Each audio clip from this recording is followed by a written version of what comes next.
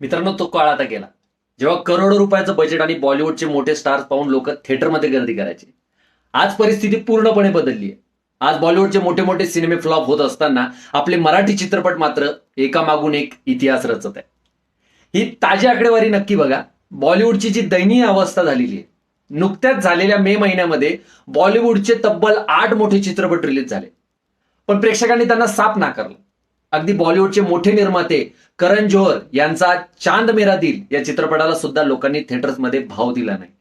परिस्थिती अशी आली आहे की या अपयशामुळे करण जोहरने सोशल मीडियावर बॉलिवूड स्टारना चक्क अनफॉलो करून डिजिटल डिटॉक्स सुरू केलंय, ही अशी माहिती येते.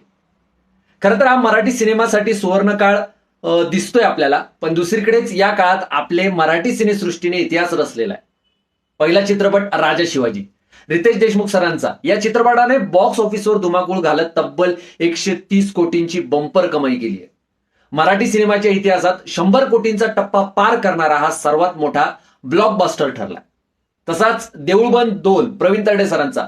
प्रेक्षकांच्या भक्कम पाठिंब्यामुळे हा चित्रपट 50 कोटींच्या उंबरट्यावर पोहोचलाय आणि अजूनही थिएटर्समध्ये हाऊसफुल गर्दी खेचत आहे.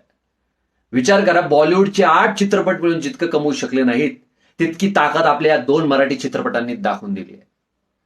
का चालतंय मराठी चित्रपट? कारण मराठी सिनेमाकडे आहे सशक्त कथा, मातीचा गंध आणि अफाट अभिनय. हा विजय फक्त बजेटचा नाही मित्रांनो, तर चांगल्या आशयाचा कॉन्टेंट ज्याला बोलतो तो आहे. आणि यात सर्वात मोठा वाटा तुम्हा आम्हा रसिक प्रेक्षकांचा आहे, ज्यांनी चांगल्या कलेची किंमत ओळखली.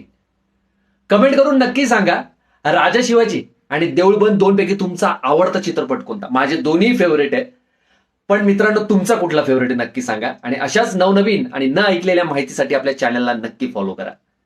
जय महाराष्ट्र.